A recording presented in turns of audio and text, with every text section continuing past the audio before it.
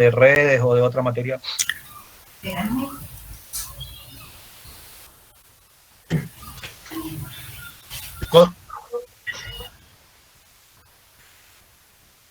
Bueno, condicional quiere decir que si rinden, que cursan esta materia y aprueban, digamos, el final y promocionan.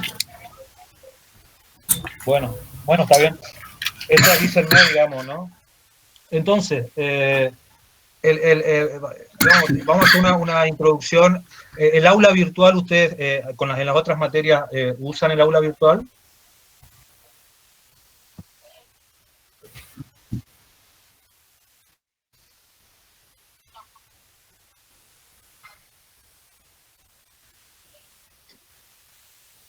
Classroom.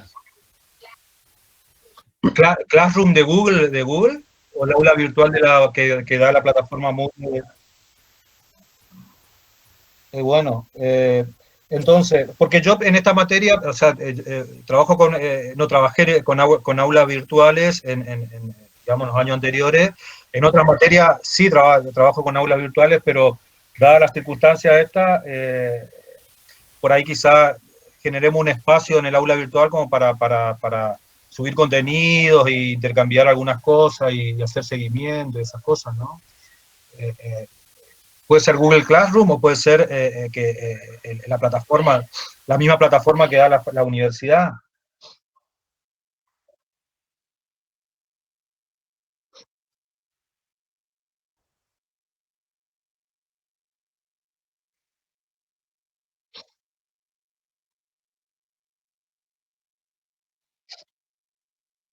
Bueno, voy a generar un aula ahí entonces y para la próxima semana y vamos trabajando por ahí, ¿no? O sea, con el Meet para las clases y ir haciendo de forma sincrónica, compartiendo ese espacio del Google Classroom que yo le voy a crear y le paso después. ¿Está bien? Bueno, ¿y cómo le paso?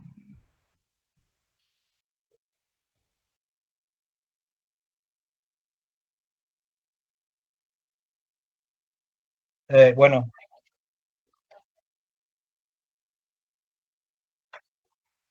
Esos correos son todos los que ustedes los ven, digamos.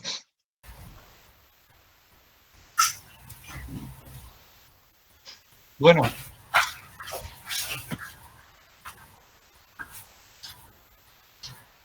Bueno, quedamos haciendo. Bueno, está bien. Entonces, bueno, vamos a hacer una pequeña introducción ahora, rápida. Le voy a compartir la pantalla. Y le voy a pasar, son 3 PPT que estuve armando, que lo único que tienen son gráficos y algunas explicaciones, no tiene contenido para estudiar, digamos, sino que es para presentar, poder tener alguna idea de algunas cosas, digamos, ¿no? Entonces, por ahí voy a pasar rápido en algunas cosas y si no entienden o pregunten, pero no, por ahí no se preocupen, digamos, porque es simplemente un pantallazo general como para saber dónde estamos parados y poder ver un poco en qué consiste la materia o cuáles son sus ejes fundamentales, ¿no? Entonces, son 3 PPT bueno, voy a pasar los 3 si puedo, digamos, ¿no? Entonces, ¿ustedes están viendo la pantalla? ¿O no? No, profe. Todavía no. Entonces, acá hice toda la pantalla. Todavía no. ¿Y ahí? Profe, le interrumpo un segundo. Un compañero dice que quieren ingresar al Meet y no. Le tiene que aceptar, creo. Sí, le acepté a algunos. José Bordón, creo que me pidió. Decirle que vuelva otra vez. Bueno, ahí le digo. Entonces espero un ratito. Y sí, o sea, podemos usar este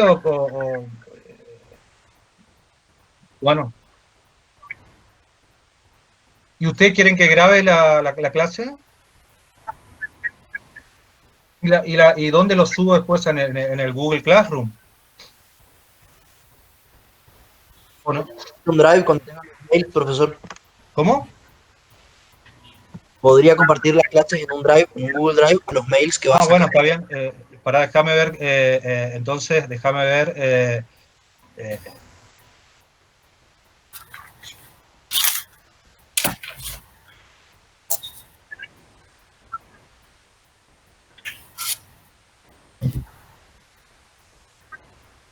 bueno, está bien. Déjame ver cómo... No, no, ¿dónde está la opción para grabar, digamos?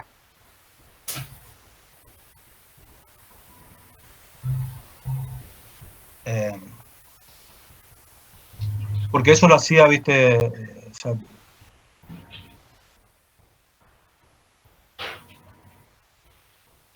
eh,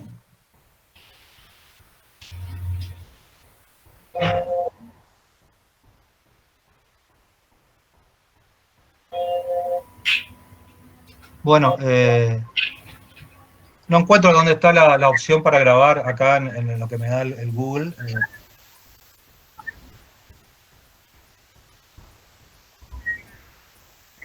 Eh,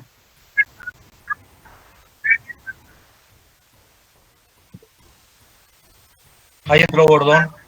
Video, general. No, enviar diagnóstico de este audio, video.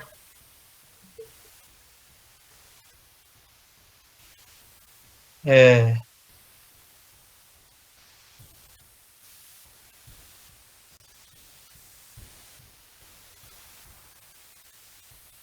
bueno, no, veo después para la próxima clase, no importa. Averiguo después entonces para no perder tiempo. Entonces, vamos a ver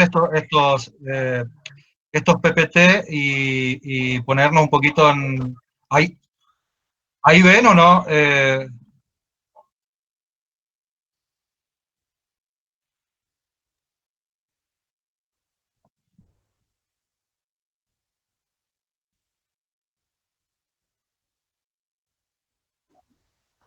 Ahora Ahí sí está, se ve. profe. Sí. Debo la Ahora se secuela. ve, profe. Ahí está, gracias.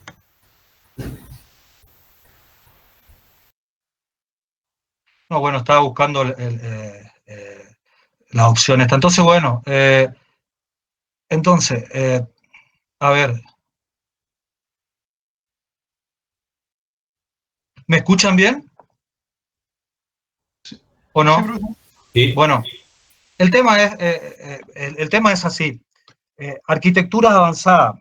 En realidad, digamos, lo que ustedes vieron en arquitectura, eh, eh, no hay una arquitectura diferente a eso, al concepto de von Neumann. Lo que se busca hacer es que el ciclo de instrucción que va desde ejecutar una instrucción por la CPU a la memoria y volver, que ese ciclo de ejecución de la instrucción sea lo más rápido posible, digamos, o dicho de otra manera, que yo pueda ejecutar muchas instrucciones o más instrucciones por unidad de tiempo. Entonces, a partir de ahí es que surgen todo un montón de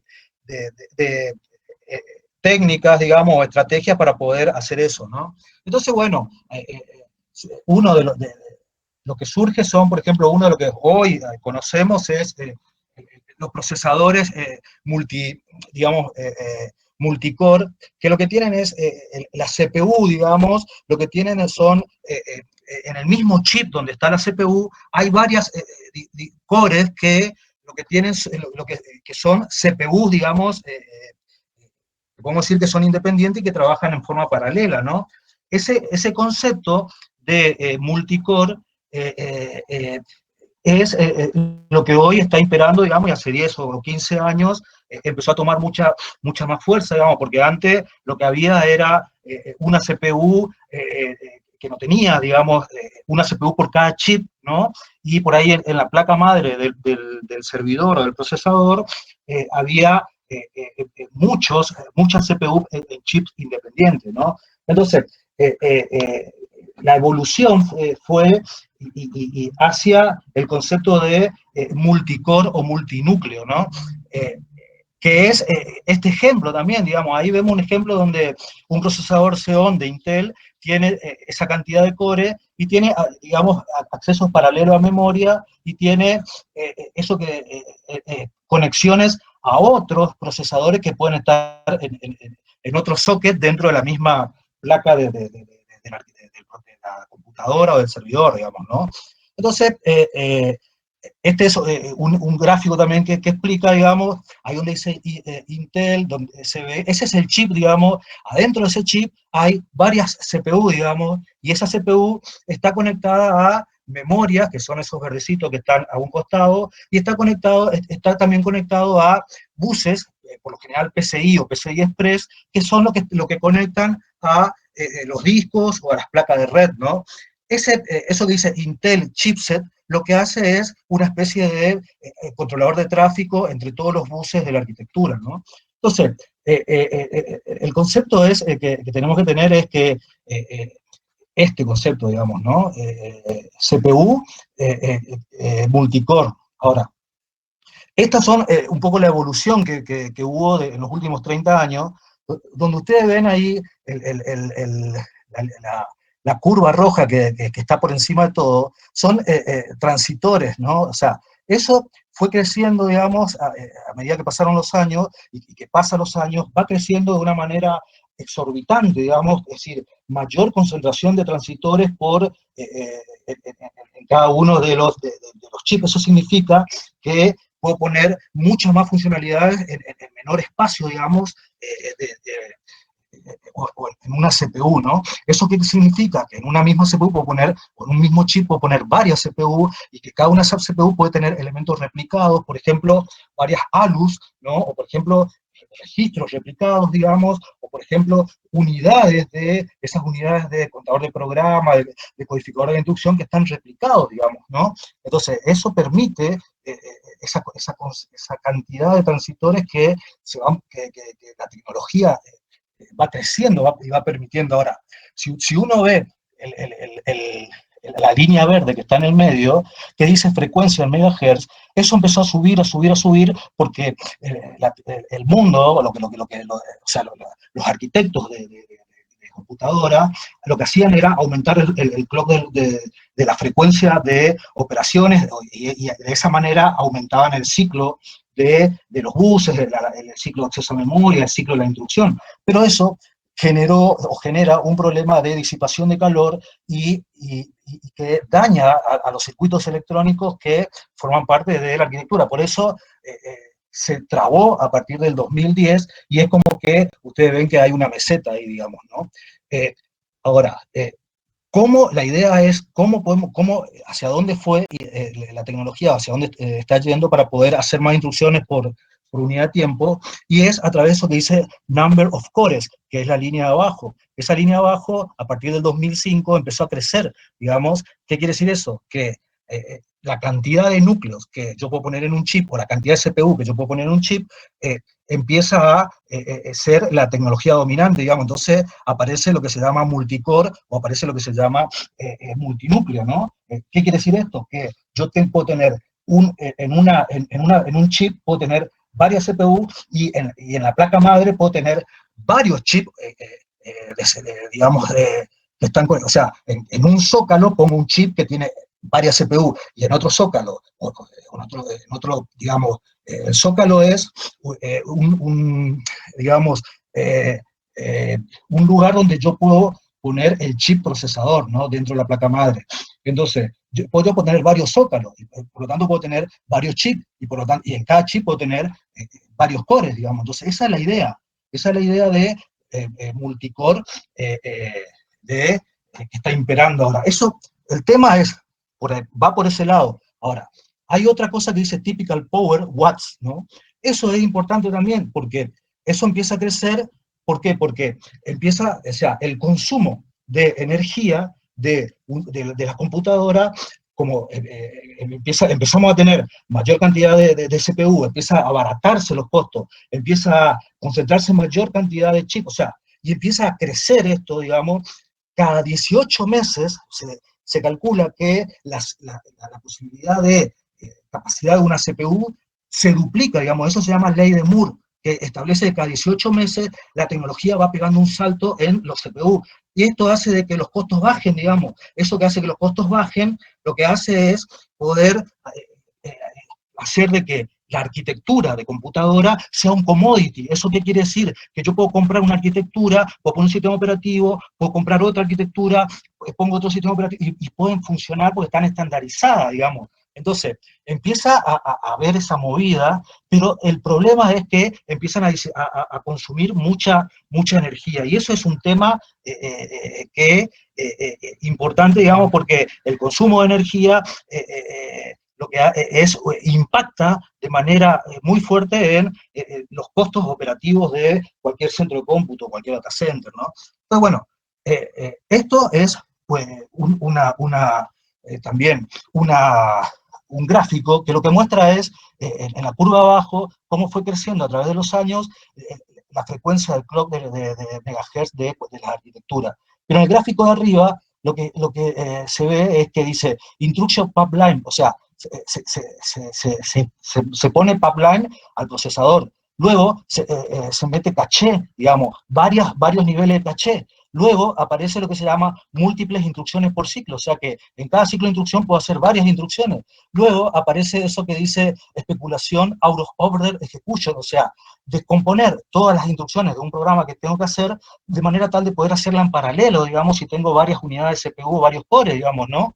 Después aparece eso que dice multimedia extension, que por ahora no nos interesa, segundo nivel de caché dice arriba, y mayor cantidad de pipeline, ¿no? Y después aparece eso que se dice hiperthreading multicore. Ahora, esto fue un poco la evolución, y tenemos la idea de tener una idea de esto, y cómo se relacionan todos estos conceptos, ¿no? Esto también es un gráfico que explica lo mismo, o sea, la arquitectura, por un lado, va creciendo, digamos, y va teniendo funcionalidades, caché, pipeline, es decir, procesadores paralelos, digamos, que lo que hacen es poder hacer mayor cantidad de instrucciones por unidad de tiempo, digamos. Tenemos que tener en cuenta eso. Esto también, ahí dice, ¿por qué multicore o por qué many-core, digamos, ¿no? Justamente lo que ahí dice, los core por chip growing, por la ley de Moore, digamos, ¿no? O sea, el concepto es descomponer, tener varias unidades de CPU trabajando en paralelo, digamos, y poder sacar el jugo a eso. Entonces, esto también es lo mismo, digamos, lo pasamos. Ahora, acá hay un tema que dice multihilo y chip multiprocesadora, digamos, ¿no? Se introduce el concepto de multihilo, digamos, o sea, cada core digamos, cada uno de esos coros, cada una de esas CPU, tiene, podemos decir que tienen duplicación, digamos, están duplicados muchos de sus componentes, de manera tal de poder hacer o planificar, digamos, los trabajos que tienen que hacer en forma paralela, digamos. O sea, si la aplicación que se desarrolla o el programa que se desarrolla después por el compilador se desarma en varios hilos, digamos, que son unidades, digamos, más pequeñas que el proceso, de manera, lo que hace es, el sistema operativo entiende que la arquitectura que hay abajo es la CPU, ese core que está abajo, esa CPU con ALU, etcétera, lo ve como que son varias unidades lógicas iguales, ¿no? Por cada core, digamos. Entonces, cada una de esas unidades lógicas que el sistema operativo ve, o sea, ve varias ALU, ve varios contadores de programas, ve varios registros para hacer el ciclo de instrucción, lo ve como que si fuera una posibilidad de descomponer las instrucciones de un mismo programa en hilo y poder asignarle, digamos, a cada uno de esas réplicas dentro del core, digamos, ¿no? Entonces, surge el concepto de chip multiprocesadores o multicore, pero además multihilo, digamos, ¿no? El tema de multihilo, a su vez, tiene tiene un peso muy fuerte, digamos, porque los hilos entre sí de un programa pueden ser, se clasifican de granularidad fina o granularidad gruesa o hilos simultáneos. ¿Qué quiere decir esto? Granularidad fina o granularidad gruesa. El concepto de granularidad gruesa de los hilos que forman parte de un programa quiere decir que el intercambio de información que hay entre los hilos de ese programa es muy alto. Y granularidad fina es que la cantidad de comunicación entre los hilos de que yo separo un programa o un proceso, digamos, no hay tanta comunicación entre ellos, digamos. Entonces, esto es importante, ¿por qué? Porque juega un concepto, si yo quiero que sea paralela, todos los hilos trabajen en forma paralela de una aplicación, el problema es que se tienen que sincronizar entre ellos, se tienen que coordinar entre ellos, tienen que resolver problemas de concurrencia entre ellos. Probablemente un hilo tenga que esperar a otro hilo, o puede ser que no, digamos. Estos hilos se comunican entre ellos justamente para poder coordinarse, digamos, y poder tratar de hacer lo más paralelo posible, digamos, ¿no? Entonces, si la aplicación es tiene una granularidad fina, es posible que los hilos se ejecuten en forma casi simultánea, digamos, ¿no? El concepto de multihilo simultáneo, o SMT, es cuando todos los hilos de un proceso, digamos, se pueden ejecutar en forma independiente y simultáneo en la arquitectura que tengo abajo, que permite que se ejecuten tantos multihilos, digamos. ¿Por qué? Porque el core que yo tengo, uno de los cores que tengo en el chip, digamos, el sistema operativo lo ve como cores virtuales, digamos. Podemos decir que la CPU esa, que tiene un contador y un aritmético lógico, etcétera, tiene elementos que están replicados. Entonces, el sistema operativo no lo ve así como si los elementos están replicados, sino que lo ve como si fueran varias unidades funcionales de planificación de la CPU, digamos, el planificador de procesos, la CPU. Entonces, en lugar de encolar los procesos, lo que hace es, trabaja todo a nivel de hilo, digamos, ¿no? Es un concepto que después lo vamos a seguir trabajando, pero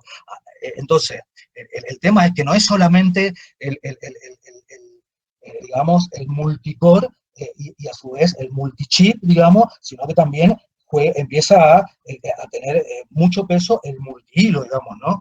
Entonces, eso es un poco digamos, hacia donde estamos parados hoy, digamos, o sea, pipeline, procesadores superescalares y procesadores multihilo. Superescalares es que una CPU tiene varias unidades de pipeline trabajando en forma paralela, digamos, ¿no? Y SMT es multihilo simultáneo. Entonces, bueno, esto está en lo mismo, digamos, esos sockets o zócalos son los lugares donde se ponen esos chips, digamos. Entonces, una placa madre puede tener varios sockets, digamos, y en cada uno de esos sockets se pone una CPU, y esa CPU tiene varios cores, digamos, y esos cores trabajan con multihilo, ¿no? Esa es un poco la idea. Es como está acá, digamos. Ahí se ve abajo, en el gráfico de abajo, se ve un socket o un cuadrado en el cual se pone el chip, digamos. El chip, por ejemplo, ese que dice Intel ahí, digamos. Ahí adentro están dos cores, como en el gráfico de la izquierda arriba, que hay, digamos, dos cores, que es lo que está pintado en violeta, que están adentro de un chip, y que ese chip se pone en el socket, digamos, de esa placa madre. Ahora, yo puedo tener otro socket y en ese otro socket puedo tener otro chip, y en ese chip puedo tener varios cores, digamos, y cada uno de esos cores trabajan con la capacidad de trabajar con multihilo, ya sea, ahí hay todo un mundo de planificación, porque si esos hilos son independientes, yo lo que puedo hacer, o el sistema operativo lo que puede llegar a hacer, es dedicar uno de esos procesadores de los cores, de esos cores lógicos, podemos decir de que cada core tiene cores lógicos, digamos, podemos ver que tiene 2 o 3 cores lógicos, porque está replicado, ¿no? Entonces, cada uno de esos cores lógicos, ¿no?, le asigna en forma dedicada, quizás, a un hilo, ¿no? Los otros puede ir planificando y switcheando entre los distintos hilos. Entonces, de esa manera va logrando, digamos, que ese ciclo de instrucción se pueda ejecutar de forma paralela o simultánea, ¿no? Entonces, si a esto le agregamos que el compilador lo que hace es descomponer todas las instrucciones y no la hace de una manera secuencial, sino que lo que hace es una parte, todas las partes o todas las instrucciones, o todos esos hilos que lo puede hacer en forma paralela, entonces es mucho más eficiente todavía. Y si a esto le sumamos que el que programa, el programador lo hace en forma paralela, digamos, está teniendo en cuenta eso, lo que hace es, lo ayuda al compilador, y el compilador a su vez lo desordena todo para hacerlo en forma paralela, y a su vez el sistema operativo, después que trabaja con hilo, en una arquitectura que es capaz de trabajar en hilo, digamos. Entonces, eso es un poco la idea que tenemos que relacionar, ¿no? Esto es un core o una CPU que tiene dos unidades, digamos, una instrucción para decodificar, digamos, unidades lógicas. Entonces, acá en este core hay dos CPU, digamos, virtuales, digamos, que puede trabajar, el sistema operativo ve como que hay dos CPU, digamos, ahí, ¿no? Que pueden encarar dos procesos de ciclos de instrucciones. Entonces, esa es un poco la idea, ¿no? Entonces, hay otro concepto más abajo todavía que no se llama hilo, digamos, hilo de thread significa hilo, sino que se llama hyperthreading, digamos, o hyperthreading. Hyperthreading es este concepto, digamos, ¿no? Que el procesador físico, digamos, tiene dos hilos ahí, el hilo rojo y el hilo amarillo, digamos, ¿no? Ahora, el procesador físico lo que hace es le asigna recursos, registros o algo, etcétera, que son esos amarillos que se ven ahí al hilo amarillo, y después le asigna al hilo rojo, digamos. Ahora, el tema es que ese procesador abajo, por ejemplo, podemos ver que es el procesador que está abajo, ¿no? Ese solo core que está abajo, ¿no? Que tiene una sola unidad aritmético-lógica y que tiene, digamos, registro y contador, etcétera, para un solo hilo, lo que hace es, mientras no está ocupando el hilo amarillo, ocupa el hilo rojo aquellos recursos que puede. Entonces, en el mismo tiempo está trabajando con dos hilos, ¿no? Cada una de los cores, digamos, de los procesadores lógicos de los cores. Entonces, tengamos en cuenta esto. Ahora, a su vez, además de eso, hubo todo un desarrollo muy fuerte en lo que yo tengo N procesadores, ¿no?, en la placa madre, y esos N procesadores se tienen que comunicar a través de los buses. Entonces se crearon buses de alta velocidad. Esos buses de alta velocidad que se crearon se llaman, por ejemplo, el Intel Quick Path Interconnect, que lo que hace es esto, ¿no? Esto hace, o sea, conecta en una red, en un sistema bus de altísima velocidad, esos que dicen NetHalem EX, NetHalem EX, NetHalem, esos son procesadores o CPU en una misma placa madre, digamos. Cada uno de esos procesadores o de esos chips tiene cores adentro, digamos, y cada uno de esos cores adentro tiene, digamos, la abstracción lógica, digamos, que puede ser atender a varios hilos en forma simultánea, ¿no? Entonces, el desafío está que si yo tengo estos procesadores, lo que hace el sistema operativo es asignar en forma óptima la planificación de todo lo que tiene que hacer a esos 4 procesadores, ¿no? Entonces, si yo tuviera más procesadores, puedo hacer más cosas. Ese es el concepto, ¿no? Entonces, surge algo, hasta ahí tenemos eso, digamos, ¿no? O sea, adentro de la placa madre lo que tengo es varias CPUs, digamos, con varios cores y que están interconectados de una manera muy rápida, digamos, que trabajan con multihilo. Ahora, el tema es, el tema es importante que las instrucciones que tienen que esperar a otra instrucción se puedan sincronizar, o los procesos se puedan sincronizar entre sí. Entonces, la manera de sincronizarse de los procesos ocurre, hay dos modelos, digamos, es decir, puedo ocupar la misma memoria para la comunicación entre un proceso y otro que está corriendo en una CPU y en otra CPU, o puedo ocupar lo que se llama pasaje de mensaje, o sea que se crea un mensaje donde un proceso que está corriendo en uno de esas CPU le pasa un mensaje a otro proceso para poder sincronizarse, digamos, ¿no? Entonces, esto fue creciendo, y por otro lado, si yo quisiera tener mayor capacidad, surge el concepto de clúster, digamos. El concepto de clúster es un conjunto de estas computadoras que están conectadas entre sí en una red, digamos. La idea es que puedan trabajar todos, pueda balancear la carga, digamos, de trabajo y se puedan repartir. Imagínense, en un servidor, en otro servidor, en otro servidor, y cada uno de esos servidores lo que tiene son multicore y multihilo, ¿no?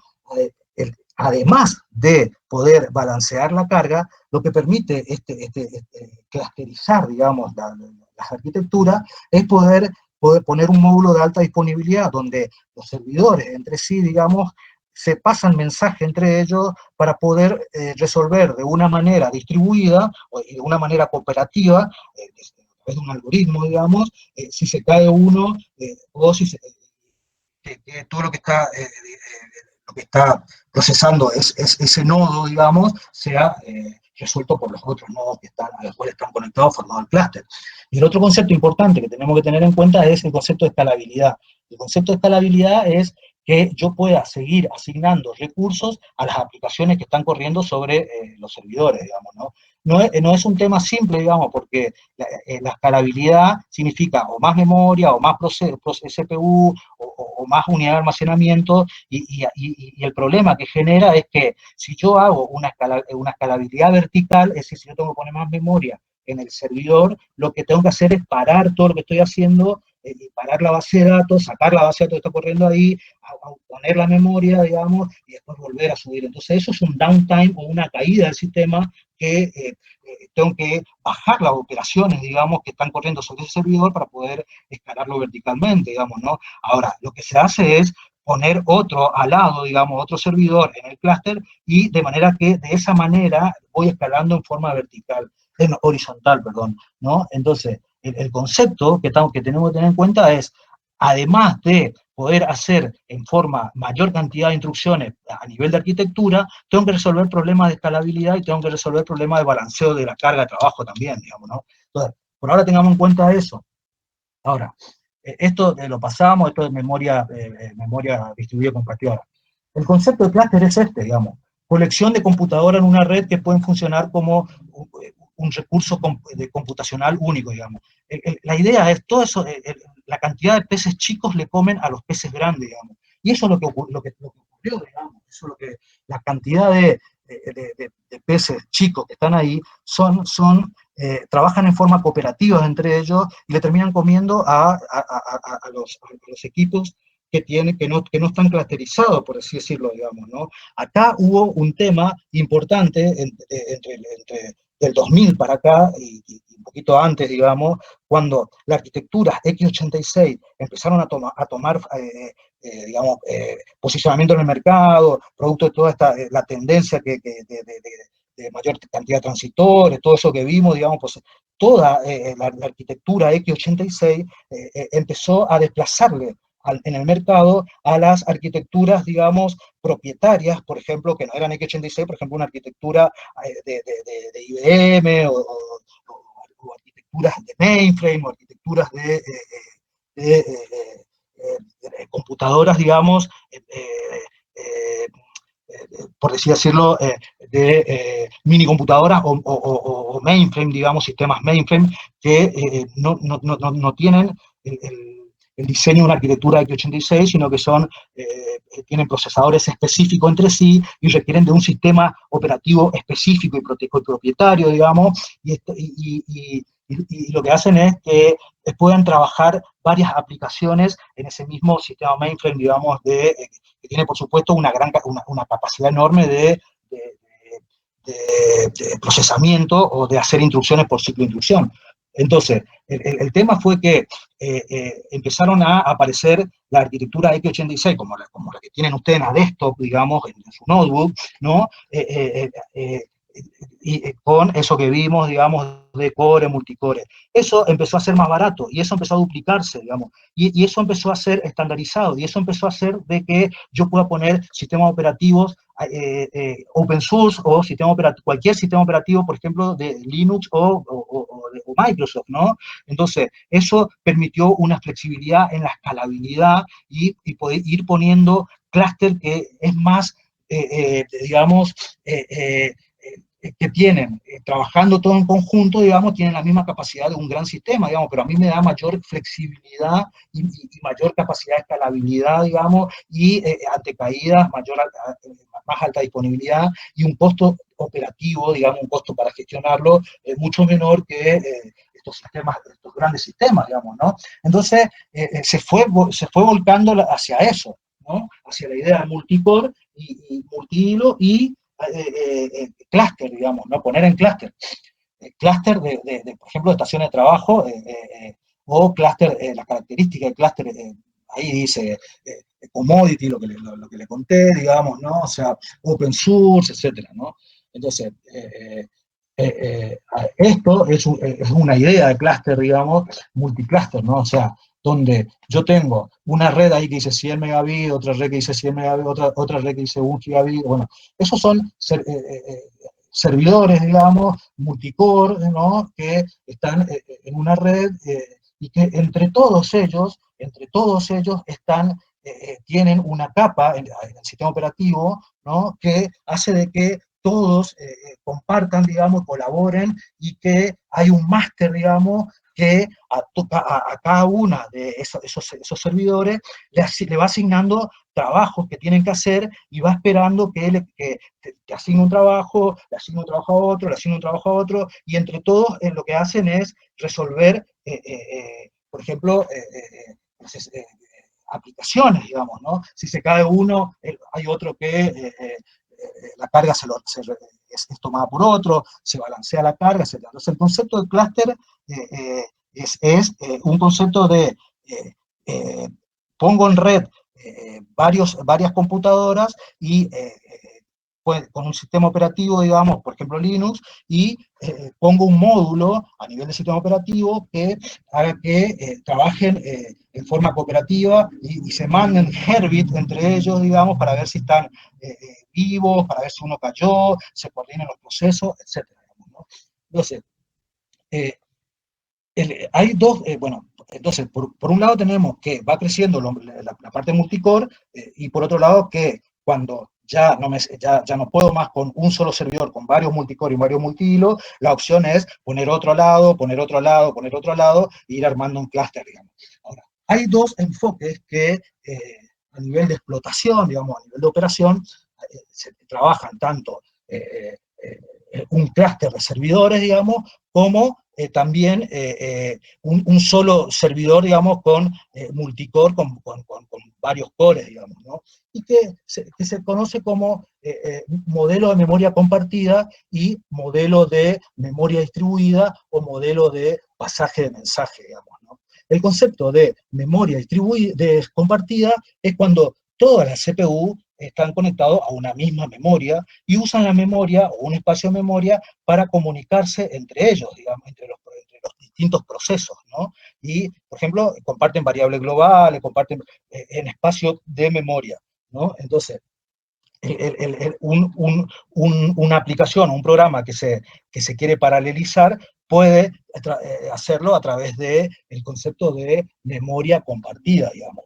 La memoria compartida es en un sistema operativo clásico, digamos, donde hay comunicación interproceso, digamos,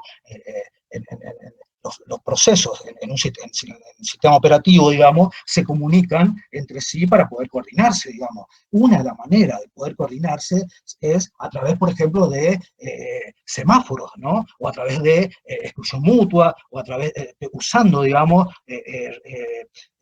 zonas de exclusión, digamos, donde un proceso está trabajando en determinados datos y quiere trabajar otro proceso, no tiene que esperar, digamos, bueno, ahí hay una idea de comunicación y coordinación entre los procesos, ¿no?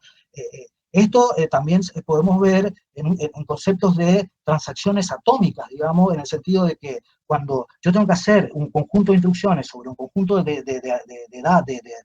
registro, un archivo, se lo genera, se lo hace a través de o lo hago todo o no lo hago todo, digamos, ¿no? Entonces, cuando lo hago todo, ahí termina esa transacción atómica y puede otro proceso entrar a esa zona de memoria, digamos.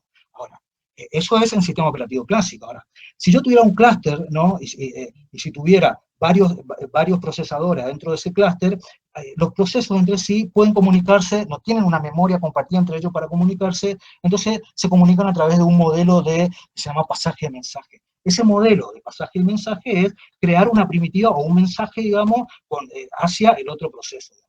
Acá, de estos dos mundos, digamos, usar memoria compartida o usar pasaje de mensaje, se basa el procesamiento paralelo y la programación paralela, digamos, porque si lo tenemos que relacionar un poco más arriba, digamos, es decir, cuando yo hago un programa paralelo, digamos, ¿no? Y que el compilador lo pueda paralelizar también, lo que estoy haciendo es programando, puedo programar con C, con Python, lo que sea, pero tengo que agregar un módulo, que ese módulo se encargue de decir, bueno, esto le asigno a esta parte del programa, lo asigno a este recurso, a esta CPU, esta otra parte a esta otra parte, y ¿qué son eso, digamos? Son, al programa que yo hago, son llamadas o primitivas, digamos, que me permiten coordinar los distintos procesos para que puedan trabajar en forma paralela. Entonces, hay dos estrategias ahí que son, una se basa en lo que se llama OpenMP, que es el de memoria compartida, y lo que es pasaje de mensaje es MPI, digamos, son dos módulos, por decirlo así, o compiladores que lo que me permiten es poder hacer programas en paralelo, digamos. ¿Por qué esto es importante, digamos? Porque si yo tengo una arquitectura de clusterizada o varias CPU o N CPU, digamos, y mi programa, y no lo hago al programa, digamos, de manera tal de que pueda paralelizarlo, digamos, lo que estoy haciendo abajo es subocupando lo que tengo, digamos. Entonces, lo que tengo que tratar de hacer es, si hago programas paralelos, tengo que tratar de sacarle jugo a todo la CPU, a todos los recursos que tengo abajo, ¿no?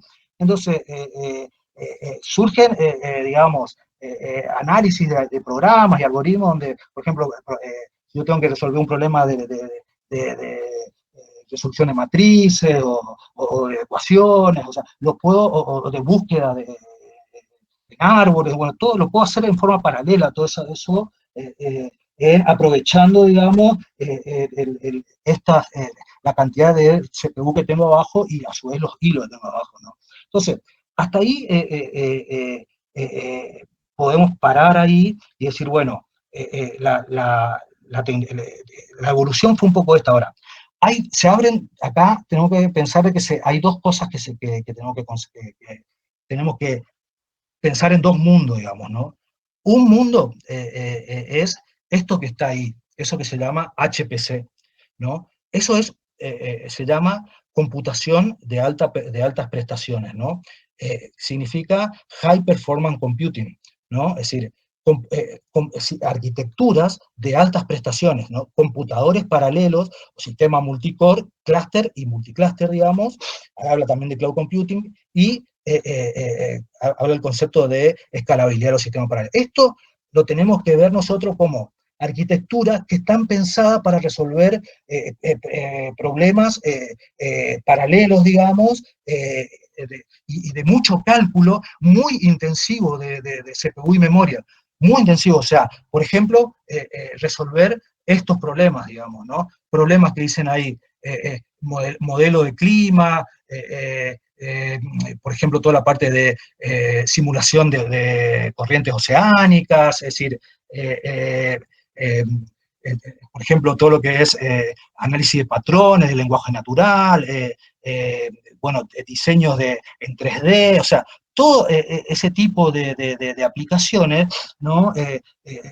Estudio de clima, todo eso ataca un mundo de la arquitectura que se llama HPC, que lo que tiene es mucha cantidad de cores, ¿no? Mucha cantidad de cores, hilos, digamos, y a eso hay que programar en forma paralela, digamos. La idea de estos tipos de simulaciones, digamos, lo que tienen es trabajar, hacer la misma operación sobre distintos tipos de datos, sobre muchísimos tipos de datos, pero es como la misma cantidad es la misma operación para modelar algo, digamos, sobre sensé algo, sensé otra cosa, por ejemplo, un clima, sensé otra cosa, y eso crea una ecuación, y cada una de esas ecuaciones lo que tengo que hacer es, por ejemplo, multiplicar un vector por otro vector. Entonces, lo que se hace es, esa cantidad enorme del sistema de ecuaciones se le asigna a cada uno de esos cores, digamos, y eso se va procesando, o sea, la misma operación o operaciones parecidas sobre datos diferentes. ¿Eso qué quiere decir? Que hay un paralelismo, digamos, que no hay dependencia entre una instrucción y otra, digamos. Entonces, este tipo de problemas se trabaja con lo que se llama HPC, digamos, ¿no? Pero si nosotros escarbamos un poco, el concepto que tenemos que tener es que se trabaja en la misma arquitectura multicore, digamos, multihilo, con muchos cores y con, digamos, la carga representa muchos cálculos en memoria, digamos, ¿no? Entonces, lo que tengo que tener ahí es ese concepto, digamos. ¿Cómo lo resuelvo? Por ejemplo, a través de un clúster multicore, digamos, de muchos cores, digamos. Cuando más cores tengo, más capacidad de esas ecuaciones voy a poder hacerlo, digamos. Entonces, eso evoluciona también, las arquitecturas ayudan a esto, en que las arquitecturas, esas CPU, digamos, esos multicore, no son multicore, sino que son procesadores vectoriales, digamos, el set de instrucciones que tiene el procesador y la capacidad que tiene el procesador de ejecutar las instrucciones, no son escalares, sino que son vectoriales, es decir, que puede hacer una multiplicación de un vector por otro, por una matriz, por ejemplo, en forma, sacando todas los datos del vector al mismo tiempo contra la fila, la matriz, por ejemplo, en una sola instrucción, ¿no? Es el concepto de procesadores vectoriales, que lo que en definitiva, a nivel de diseño, lo que tienen son muchas instancias de pipeline para poder ir haciendo esas multiplicaciones de vectores, por ejemplo, y matrices. Y lo que tienen que tener es que cada una de esas unidades de pipeline que tienen que tener muchos registros al lado para que esos registros constantemente le estén alimentando de los datos que van tomando de la memoria para que las unidades de pipeline se ejecuten todas en forma paralela y puedan hacer la multiplicación de una línea de la matriz por la otra fila en forma simultánea, digamos. Es el concepto de procesadores vectoriales, ¿no? Ahora, esto es HPC, digamos, cálculos intensos en memoria y muchos cores, digamos, ¿no? Hay una evolución ahí que no me interesa ahora, esto también tampoco lo paso, digamos, y nos detenemos acá, digamos, como para tomar digamos, una idea de esto, ¿no? Por ejemplo, HPC se usa, digamos, estas son 10 arquitecturas, digamos, que están en el top 10, que fue en 2013, todos los años se hace un top 10 de las arquitecturas más performantes, digamos, y ahí salió primero eso que dice National University de Defensa, de Tecnología de Defensa en China, digamos, ¿no? El sistema Tian 2, ¿no? Que si nosotros vemos ahí donde dice core, tiene 3.120.000 cores, ¿no? Y tiene una capacidad de pico de operaciones, eso que se llama teraflops, digamos, ¿no? De 33.000 teraflops, digamos, o operaciones en punto flotante por segundo, ¿no? Y fíjense que ahí donde dice power tiene kilowatts, digamos, 17.800 por cada operaciones que realiza es un monstruo, digamos, 3 millones de cores, digamos, en una sala enorme, digamos, todo conectado en un sistema, digamos, en el cual se corren este tipo de aplicaciones paralelas, digamos, ¿no? Y abajo está otro que dice Bright National Laboratory en Estados Unidos, ¿no? El Titan, que tiene 560.000 cores, digamos, y tiene también esa cantidad de operaciones de 17.590, digamos, ¿no? Entonces, esto es, digamos, acá nos abrimos nosotros, digamos, acá, después que vimos clúster, nos abrimos en un primer mundo, que es lo que es HPC, digamos. HPC es cantidad de cores, es programación paralela, digamos, es procesamiento paralelo, digamos, es compiladores que los descomponen a todas en forma paralela, digamos, el sistema operativo en una arquitectura con muchos cores, digamos, ¿no? Entonces, muchos cores conectados entre sí en un clúster, digamos, que corren programas paralelos, digamos. Eso, lo que tenemos que ver es que lo que se busca es la cantidad de operaciones en punto flotante y la cantidad de operaciones escalares por unidad de tiempo. Eso es todo lo que importa, digamos, ¿no? Entonces, eso es un mundo más orientado al cálculo científico, ¿no? Entonces, pero pues hay otro mundo que es el que nos interesa a nosotros, que es el mundo de la explotación de sistemas de tecnología de la información, digamos, ¿no? Que es lo que está en este otro slide acá, ¿no? Es decir, el tema es así. Dejemos lo que es HPC y pensemos en un centro de cómputo de un banco, por ejemplo, o de una empresa, o de cualquier, digamos, compañía grande, chica, ¿no? Entonces, ahí el tema es otro, digamos. Ahí el tema es, las arquitecturas también se toman en cuenta el multicore, el multihilo y los clústeres, ¿no? Pero la diferencia que hay con HPC es que es otro mundo, digamos. No me interesa la cantidad de cálculos vectoriales y todo eso, sino lo que me interesa es que es poder escalar la aplicación, poder que sea de alta disponibilidad, que no se caiga, ¿no? Y poder, digamos, hacer cantidad de operaciones, ¿no?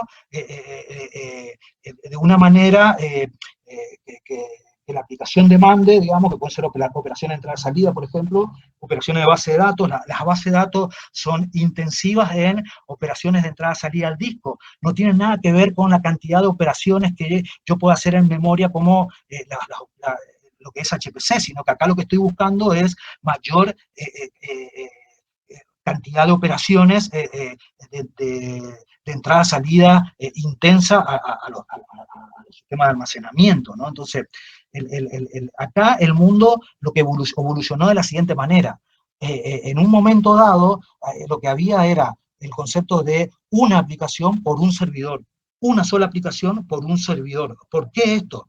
Antes había un servidor grande, por ejemplo un mainframe, que corría varias aplicaciones, digamos, ¿no? Por ejemplo, una aplicación es una base de datos, otra aplicación, por ejemplo, es el servidor de correo. Otra aplicación es, por ejemplo, el sistema de cálculo de ventas. Otra aplicación es una aplicación web. Otra aplicación, entonces, todas esas aplicaciones, yo en un sistema mainframe, por ejemplo, lo pongo en un solo sistema, digamos, en una sola arquitectura que tiene un sistema operativo propietario y que corre todas esas aplicaciones, digamos, ahora.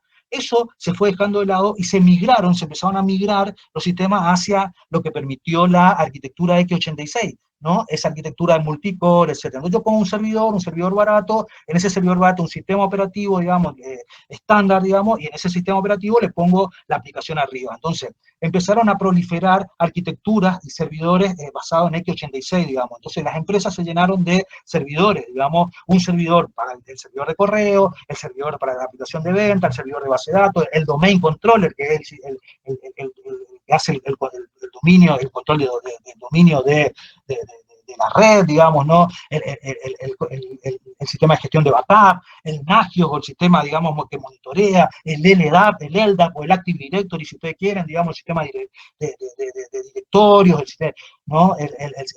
Donde doy de alta todos los perfiles y voy controlando todo eso. Bueno, todos los servidores, base de datos, digamos, por cada uno de esos servidores, ¿no? Entonces, una aplicación por un servidor, eso se llamó una aplicación por cada servidor, digamos, ¿no? Entonces, servidor multicore, etcétera, etcétera, etcétera, digamos, ¿no? Eso generó este gráfico, digamos, ¿no? Un servidor que dice sales, un servidor que dice CRM y otro servidor donde se corre una aplicación ERP, ¿no? Eso no importa los nombres de las aplicaciones, digamos. CRM significa Customer Relation Management, digamos, que es una aplicación, una base de datos para todos los procesos de atención al cliente, por ejemplo, ¿no?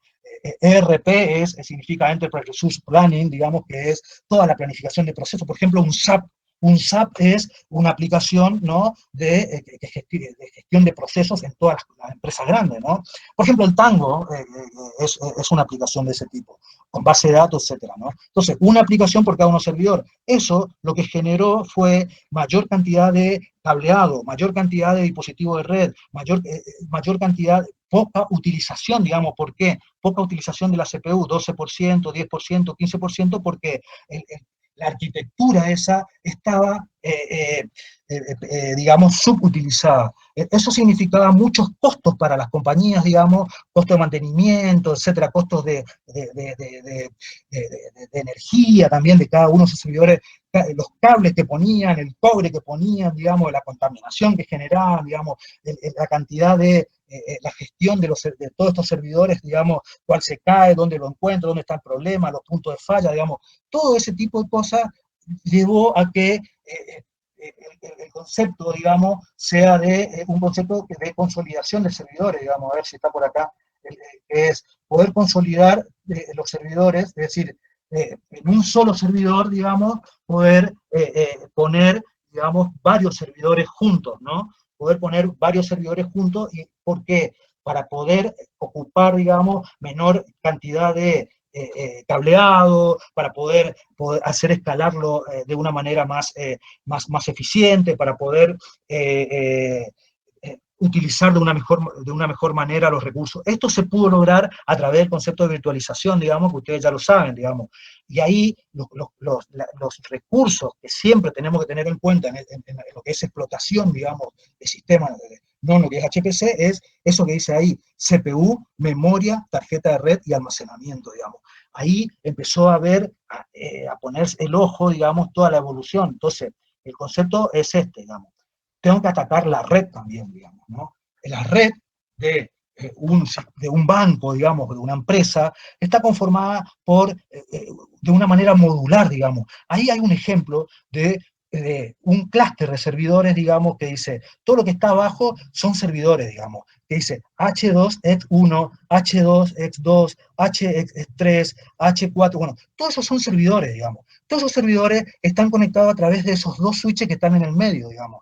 ¿No? Esos dos switches que están en el medio son switches de nivel de capa 2, digamos, que lo que hacen es una capa de agregación, digamos, ¿no? Y que conectan todos estos servidores entre sí, digamos, formando un dominio de colisión de capa 2, digamos, ¿no? Entonces, estos servidores están conectados entre sí a través de esos switches, ¿no? Pero cada uno de esos servidores está conectado a dos switches, digamos, por un tema de redundancia y de alta disponibilidad, ¿no? Es decir, si se cae un switch, se va por el otro lado, digamos, ¿no? Entonces, cada uno de estos servidores están conectados entre sí y forman un clúster entre ellos, digamos. Cada uno de esos servidores tienen una arquitectura many-core, multi-core, multi-hilo, con todo lo que vimos, digamos. Y cada uno de esos servidores tiene una capa en este caso, en este ejemplo, de virtualización que permite tener servidores virtuales arriba de ellos, digamos, ¿no? Esos 6 que están son servidores virtuales, digamos, ¿no?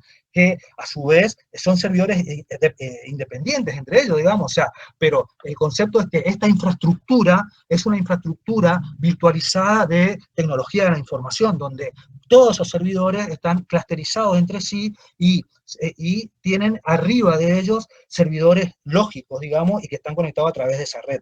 Esos servidores que están conectados, y que, digamos, esos servidores virtuales que corren en cada uno de esos servidores físicos, se mueven a través de cada uno de esos servidores, se pueden migrar, se pueden balancear entre ellos, no están atados a cada uno de esos servidores, sino que se mueven entre ellos de manera tal de tener mayor flexibilidad, y si cae uno de los servidores que están arriba son, por el módulo de alta disponibilidad, son, digamos, asignados a los otros servidores que están formando parte del clúster, digamos, ¿no? Entonces, el clúster que tiene servidores virtuales arriba, tiene alta disponibilidad, tiene planificación de recursos distribuida, digamos, asignación de los recursos a los servidores virtuales, ¿no? Y tiene capacidad de escalabilidad. ¿Por qué? Porque yo agrego otro servidor y voy agregando servidores a ese clúster, digamos. para poder agregar servidores a ese clúster, tengo que ocupar la red, digamos, los puertos de red que me están, de esos dos switches que están ahí en el centro, digamos. Esos switches que están en el centro, imagínense que son, digamos, como si fuera un gabinete de PC grande, ¿no? Que tienen slot o ranuras. En cada una de esas ranuras que tienen, imaginemos que tienen 10 ranuras o 12 ranuras, 2 ranuras se pone una placa grande, digamos, como el tamaño de la placa madre de la PC, que es la placa controladora de ese switch, digamos. Después se van poniendo placas, digamos, de puertos, placa de 12 puertos, placa de 48 puertos, placa de 32 puertos, placa de puertos de fibra, o sea, tiene todo como si fueran los switches que ustedes ven de 24 puertos, bueno, es una placa que se pone en ese equipo, digamos. Entonces, ese switch tiene una enorme, una capacidad de conexión, de conectar puertos, digamos, de agregación, que quiere decir de que yo puedo conectar muchos puertos a ese switch, digamos. Ahora, si yo quiero escalar, puedo poner un tercer switch al lado, y así voy escalando, y otro cuarto switch al lado, o sea que ese concepto de escalabilidad de la arquitectura se da desde la topología, digamos, que uno va definiendo. Fíjense acá, el clúster lo aumento y por los puertos disponibles que estoy teniendo en el switch que se conectan, y después tengo que ir poniendo más switches a medida que el clúster va creciendo, digamos, ¿no? Ahora, ¿cómo resuelvo esto a su vez? Para poder, esos dos switches se conectan a su vez a switches cores o núcleos de esta topología de la red para poder salir al exterior, digamos. Esos switches de capa 3 que están arriba, esos dos switches, digamos, son los que están conectados hacia afuera, digamos, ¿no? de esta red. Ahora, esos dos switches, fíjense que están conectados entre sí con un círculo en el medio, porque están trabajando los dos como si fueran en clúster, los dos como si fuera uno solo, digamos, ¿no? Lo que está en rojo arriba de cada uno de esos switches son firewall, digamos, que esos firewall están formando en clúster también activo-activo, digamos, ¿no? Ahora, entonces, el concepto acá es que de escalabilidad, de alta disponibilidad, ¿no? Y de capacidad de balancear la carga, digamos, ¿no? Entonces, hacia este modelo es donde el diseño de las arquitecturas en un centro de cómputo, por ejemplo, en una empresa, está yendo, digamos, ¿no?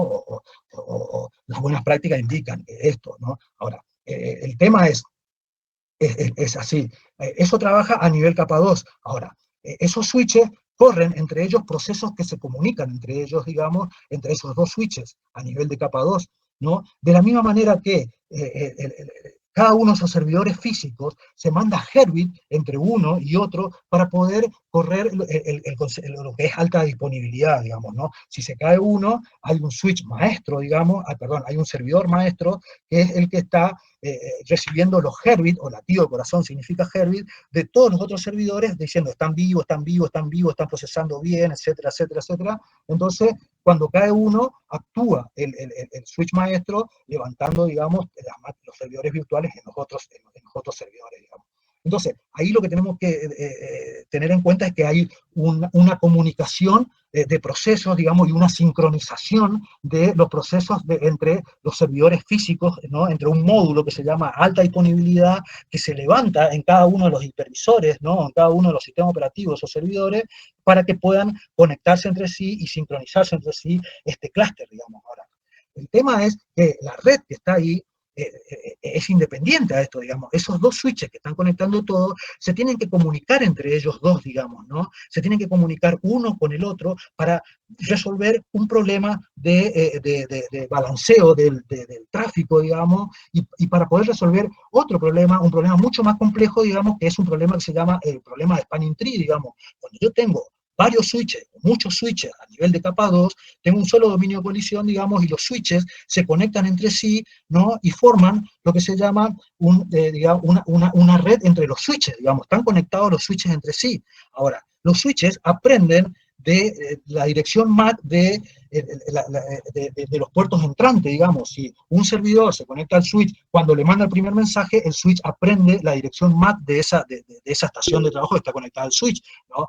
Pero como en este caso hay caminos redundantes, el switch también aprende por el otro lado, digamos, ¿no? Entonces, a veces se pueden formar loops o bucles donde el switch aprende por un lado y aprende por el otro lado la misma dirección del servidor, digamos. Esos bucles que se generan cuando empieza el tráfico son mortales, son exponenciales, digamos, y tiran abajo la arquitectura porque generan un flooding, es decir, generan una inundación de tráfico en todo la capa 2, digamos, en todo este dominio, colisión, digamos, que está acá, esta LAN que estamos viendo acá, ¿no? Se cae porque el switch empieza a generar paquete, porque aprende por un lado y cree que aprende por el otro. Entonces, el tema es, hay un algoritmo que se llama algoritmo de spanning tree, que todos los switches, ¿no? En una red de switches capa 2, tienen ese algoritmo distribuido, digamos, que ¿qué significa? Se comunican entre ellos, digamos, y entre todos ellos eligen un máster, digamos, y entre todos ellos,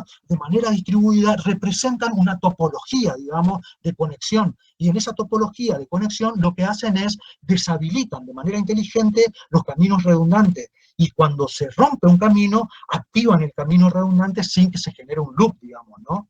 Entonces, ese es un tema importante de spanning tree, pero acá no estamos dando este tipo de soluciones, pero lo que yo quiero resaltar es que hay una comunicación entre, en este caso entre switch, una comunicación, un algoritmo distribuido, digamos, que se conectan, se sincronizan, digamos, y toman decisión en forma conjunta.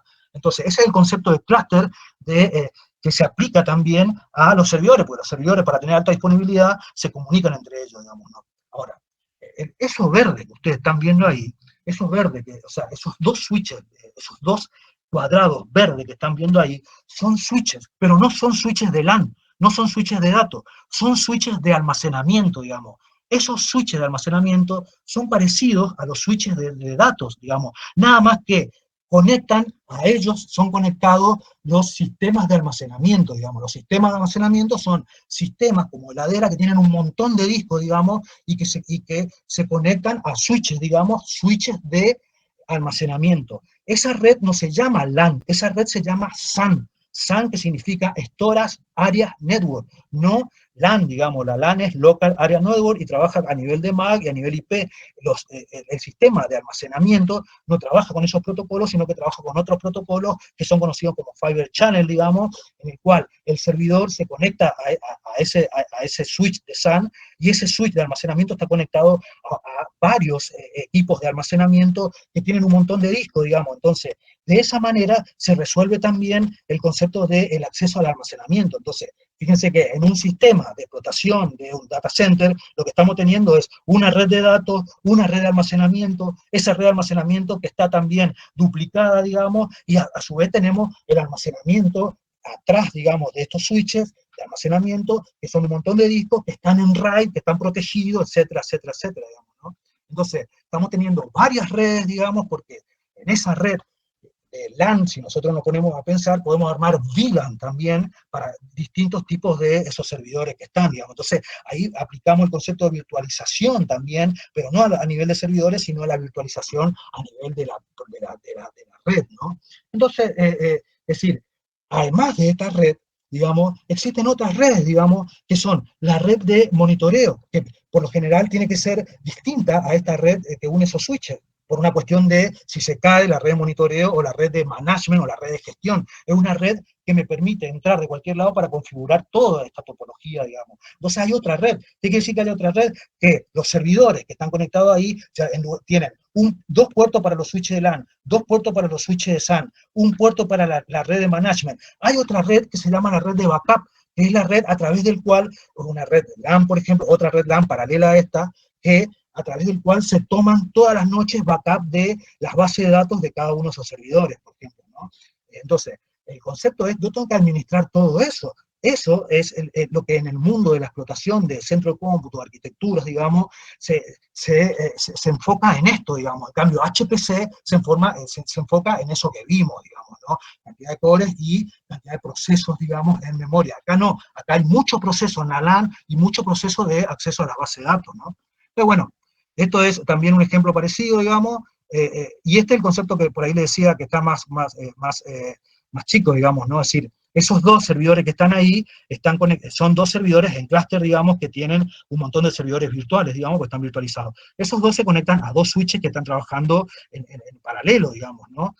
En clúster, podemos decir. Y esos dos se conectan a su vez a dos switches de arriba, digamos, que son lo que, con dos firewall, digamos, y al lado de esos firewall en rojo hay algo un cuadradito que parece, digamos, un redondito con varias flechitas. Eso es un balanzador de carga, digamos, que me permite balancear la carga y, que me viene de afuera o la carga saliente, digamos. Los que están rojos son los firewall que lo que hacen es ver todas el tráfico entrante y saliente, aplicarle regla a eso que sale, digamos. Eso, además de firewall, puede ser un IDS. ¿Qué quiere decir un IDS? Un sistema de protección ante intruso. ¿Qué quiere decir eso? Que ese equipo rojo que está ahí lo que hace es analiza los patrones de ataque que está recibiendo desde afuera de la red, digamos, ¿no? Entonces, ahí, por eso están en clúster los dos, por eso pueden estar pasivo-pasivo, o sea, pasivo-activo, perdón, o sea, o pueden estar activo-activo los dos, digamos. Activo-pasivo es uno solo toma todo y cuando se cae ese, toma el otro, digamos, ¿no? Ahora, de los switches que están en el medio, cuadradito, que es la capa de acceso esa, hay dos líneas, una verde y una roja, que va hacia esos especies de discos que están ahí, digamos, ¿no?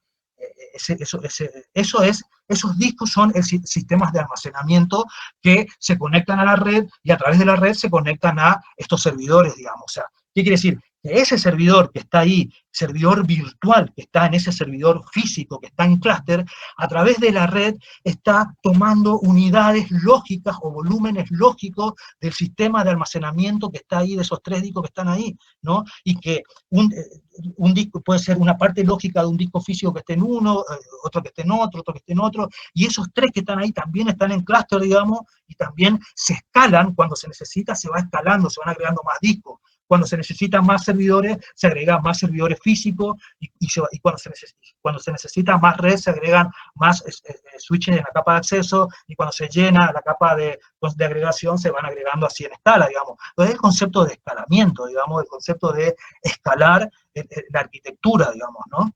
Entonces, bueno, esto es una, digamos, esto es una explicación donde los cuadraditos que están abajo son servidores. Esos servidores están conectados a la capa de acceso de la red LAN, digamos. Esa capa de acceso está conectada a su vez a lo que dice la capa de agregación, digamos. Esa capa de agregación lo que hace es tomar muchos switches de acceso, digamos, y lo concentra, digamos, y después eso que está arriba, que dice L3, arriba son dos switches a nivel de cores, digamos, que son switches capa 3 y switches capa 2, digamos, que rutean y que pueden salir hacia afuera, digamos, hacia la red, hacia el mundo afuera, digamos, hacia la red WAN, por decirlo así, ¿no? De esa red WAN entran todos los pedidos, todas las consultas, todo que van hacia estos servidores que están ahí abajo, digamos, atravesando toda esta red. Y de esos servidores que están abajo, cuando entra una consulta de arriba o algo entrante de afuera, esos servidores llegan a esos servidores, pero después tienen que ir al sistema de almacenamiento a buscar dónde está la base de datos, digamos. Entonces, ahí se mete en la red de almacenamiento, digamos, para llegar a la base de datos que está sistema de almacenamiento. Entonces el concepto es, yo tengo que hacer que esto funcione de una manera segura, de una manera que no se caiga, y de una manera que escale, y de una manera donde las aplicaciones tengan el tiempo de espera que se requiere, digamos, ¿no? Hay aplicaciones que son muy intensivas de entrada-salida, hay aplicaciones que son que demandan mucho tráfico de red, por ejemplo, las aplicaciones de backup, digamos. Entonces yo tengo que dimensionar estas arquitecturas así, ¿no? Por esto, imagínense, nosotros teníamos 6.000 servidores teníamos, digamos. Todos esos 6.000 servidores están consumiendo energía, cableado, tienen que estar conectados a red, acceden a almacenamiento. Entonces, de eso hay que tomar backup todas las noches, se toma una imagen de cada uno de esos servidores, eso se vuelca en una cinta, que es un robot de cinta, digamos, que lo que hace es copiar la información las novedades o salto incremental se llama, o backup incremental, que yo solamente tomo las novedades. Entonces, a esta red le tengo que agregar la red de backup. Y para poder tener una visión de lo que está pasando, tengo que agregar una red de monitoreo, o tengo que agregar un sistema de monitoreo, algo que esté conectándose a todos los servidores, que esté conectándose a todos los dispositivos de red y a todos los dispositivos de almacenamiento, y que me esté poleando, digamos, y que me esté avisando alarmas si se cae, si se llena, digamos, si la ocupación es mucha, etcétera, etcétera. Entonces, ahí es donde hay que poner foco en la explotación de estos sistemas, que no tiene nada que ver con HPC, pero que desde el punto de vista de la arquitectura, de los ordenadores, tienen multicore, digamos, tienen núcleos, digamos, tienen multihilo, tienen socket, tienen comunicación, digamos, entre esos procesos, tienen caché, tienen memoria compartida, digamos, o pasaje de mensaje, digamos. El switch ese que ven ahí, cualquiera de los switch, cualquiera de las cosas rojas que ven ahí de firewall, tienen CPU, digamos, que esa CPU, o una arquitectura que tiene núcleos, digamos, que tiene multihilo, que tiene caché, digamos, o sea, el concepto del cimiento, digamos, que une al mundo de HPC con la explotación, que no es HPC, yo llamo explotación de tecnología de información, o si quieren llamarlo operaciones de data center, o quieren llamarlo arquitectura de centro cómputo, bueno, ahí nos enfocamos, digamos, porque esa es nuestra realidad, poder, digamos, trabajar en este mundo, digamos, el mundo de HPC es un mundo más de cálculo científico, digamos, donde no hay tanta, acá en Argentina, tanta posibilidad digamos, de desarrollo profesional, digamos, ¿no? O sea, hay que irse o hay que trabajar en ambientes de investigación científica, ¿no? Es decir, entonces, esto es la vida real, ¿no? O sea, eso que ven ahí, BCL, es Virtual Switch Link, lo que hace es juntar los dos switches como si fueran uno solo, ¿no? Entonces, bueno, esto es un diagrama más, digamos, esta era nuestra red, digamos, y ahí fíjense ahí toda la cantidad de switches de agregación solamente, a los cuales hay que agregarle los switches de capa de acceso, y tienen dos switches de salida hacia afuera, digamos, ¿no? Acá también hay un ejemplo, eso que dice L2L arriba, bueno, es la capa que salen hacia la red WAN, ahí dice red metro, porque era una red metro, Metro Ethernet de Capital Federal, digamos, donde lo que se hace ahí es, como está a nivel 3, digamos, y yo quiero extender mi dominio de LAN, lo que se hace es se encapsula la salida a través de una red WAN, pero que no tenga que ser de capa 3, sino que sea de capa 2 para que los dominios de colisión o las mismas VLAN, digamos, de un centro que está alejado de otro, pueda extender mi LAN, digamos. Es un poco la idea, digamos, ¿no? Entonces, esto lo mismo, digamos, ahí se ve un poco más de lo que es la red WAN. Esto, bueno, este es el concepto de un gráfico de almacenamiento que yo le decía, ¿no? Ahí tengo host 1 y tengo host 2. Host es servidor, digamos. Para nosotros host es servidor. Ese servidor tiene una capa de virtualización y está en clúster con el host 2, digamos. Esa capa de virtualización tiene servidores virtuales arriba, digamos, ahora. Esos servidores, este servidor físico, digamos, se conecta ahí donde dice Storage Network, significa red de almacenamiento. Imagínense que hago un zoom en esa nube y lo que veo es esos switches de SAN que me conectan con los sistemas de almacenamiento, o sea, las computadoras que están llenas de discos, digamos, ¿no? Entonces, se conectan ese host 1 y ese host 2 a través de esa red, ¿no? Esa red de switches, ¿no? Y llega a eso que dice sistema de inteligente almacenamiento, que es digamos, un storage se llama, o un sistema de almacenamiento que tiene un montón de discos, digamos, ¿no? Que tiene una placa, esa que dice front-end, una placa llena de puertos, y esos puertos se conectan a ese switch, y ese switch de la red SAN, digamos, que me permite conectarlo con el host 1, digamos, o el host 2. Ahora, el host 1, a través de direcciones y a través de ruteo, etcétera, parecido a la LAN, ¿no? Pero con otros protocolos, por ejemplo el Fiber Channel, llega a este sistema de almacenamiento. Y lo que hace es, en esa donde dice RAID set o Physical Disk, ahí están todos los discos físicos, que están en RAID, digamos. ¿Qué quiere decir RAID? Que están entre ellos protegidos y entre ellos están, si se cae uno, digamos, yo tengo la información redundante, porque escribo en uno y escribo en otro, escribo en uno y escribo en otro, depende del tipo de RAID que sea, digamos, pero la idea que nos interesa a nosotros es la tolerancia a falla, digamos, la alta disponibilidad. Entonces, la LUN0 que está ahí es unidad lógica de almacenamiento, que lo que hace es tomar de esos discos físicos varios sectores libres y armar un disco lógico. Entonces, para ese host 1 que está ahí, hay un disco lógico, digamos, que es tomado de esos discos físicos. Entonces, ese disco lógico puede crecer o puede ir escalando, digamos, en la medida que yo voy ocupando tomando más espacio de esos discos físicos, ¿no? Entonces, va escalando también las unidades de almacenamiento de los servidores. Además que escalan los servidores, escalan también las unidades de almacenamiento que ellos necesitan, de una manera tomando los espacios disponibles que tengo de los discos de esos, ¿no? Y creando unidades lógicas. Ahora, cuando se llena eso, se pone otro sistema de storage con otros más discos, digamos, y se conecta a esa red SAN, digamos. Entonces, el concepto es siempre el mismo, o sea, en storage, en la red storage, en la red de datos, en el clúster de computadoras, digamos, ¿no? De servidores. El concepto es escalabilidad, el concepto es que se comuniquen entre ellos para que haya tolerancia a falla y para que no haya alta disponibilidad, que si uno se cae, el otro toma control, digamos, y que haya distribución de carga, digamos, distribución o balanceo de carga, es decir, que la carga se distribuya, la carga de trabajo, digamos, todo lo que se requiere, se distribuya de una manera pareja, de manera tal de poder hacer un uso eficiente de todos estos recursos, o sea, los switches, el almacenamiento, la CPU, las 4 cosas que vimos al comienzo acá, que era CPU o unidad de procesamiento, digamos, memoria, ¿no? Sistema de almacenamiento disco y lo que es la tarjeta de red, ¿no? Esos 4 recursos, ¿no? Almacenamiento, memoria, CPU y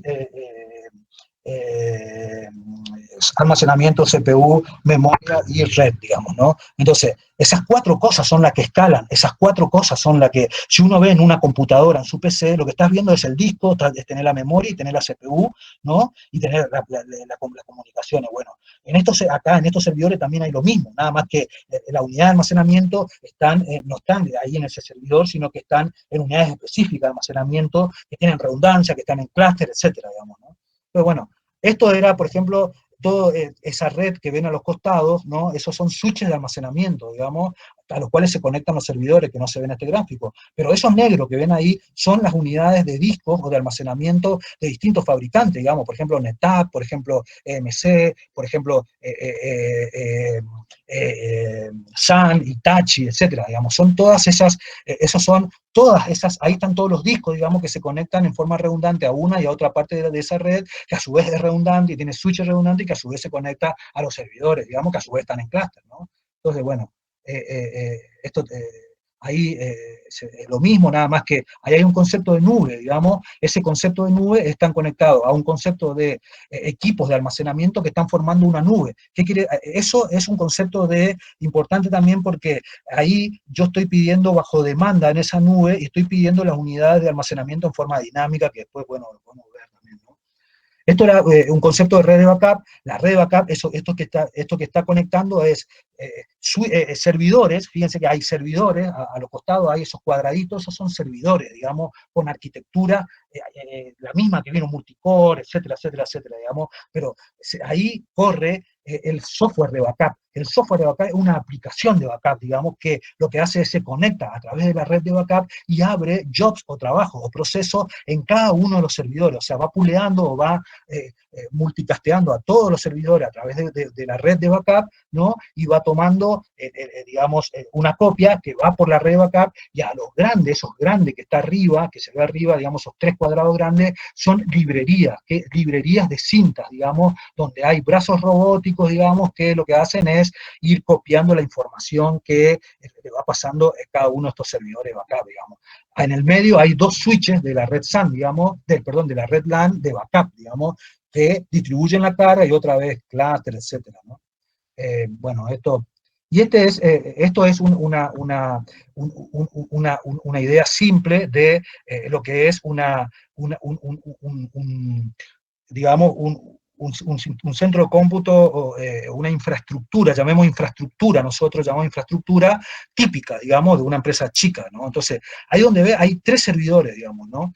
3 servidores que son, que tienen ahí, dice Windows, o sea, tienen sistema operativo Windows, ¿no? Esos 3 servidores están conectados en una red LAN interna de la empresa, digamos, ¿no? De esa empresa. Esa red, ese azul que se ve ahí, digamos, de ese azul que se ve ahí, hay dos firewalls, digamos, ¿no? Que están hacia el exterior de la red, digamos, hacia la red pública, hacia la red WAN, digamos, y los servidores están hacia adentro de la organización, ¿no? Esos 3 servidores. Esos 3 servidores, a su vez, hacia más adentro, están conectados a eso que dice SAN, a los discos, digamos, ¿no? Y acá, por ejemplo, acá lo que dice es 3 servidores Intel, digamos, con Hyper-V y 9 VM, eso dice en el segundo, digamos. Una base de datos SQL y 7 bases de datos MySQL, ¿no? Eso es lo que esta empresa tenía, ¿no? En esos 3 servidores. Una base de datos SQL y 7 MySQL. Y después tengo 3 servidores Intel, ¿no? Con Hyper-V. Hyper-V es el módulo de hipervisor, digamos, permite virtualizar o armar ese clúster de infraestructura virtual con sistema operativo Microsoft. Sobre esos 3 tengo 9 máquinas virtuales, digamos. Y después tengo backup de que tengo que hacer todos los días de 320 GB, digamos, ¿no?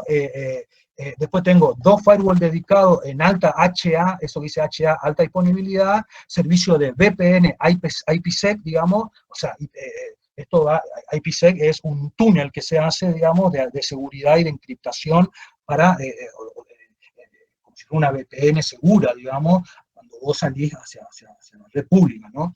Y eso dice más IDS. IDS es sistema de detección de intrusos, digamos, ¿no? Es decir, el sistema de detección de intrusos es el que analiza los patrones de ataque, digamos. Después tengo 18 puertos de switch LAN, ¿no? En la red LAN, ¿no? Y tengo 6 puertos de SAN, digamos, ¿no? O sea, 6 puertos porque cada uno de esos 3 está conectado a la red de almacenamiento en forma duplicada, ¿no? Entonces, esto es un poco, digamos, la idea de la topología de cualquier infraestructura de información, ¿no? O sea, tengo servidores, esos servidores pueden estar en clúster, digamos, los servidores corren aplicaciones, digamos, por lo general ahora están virtualizados, ¿no? Tienen alta disponibilidad, están conectados a una red de almacenamiento y hacia afuera tienen toda la protección, ¿no? O sea, esto es lo mismo, ¿no? Entonces, el concepto es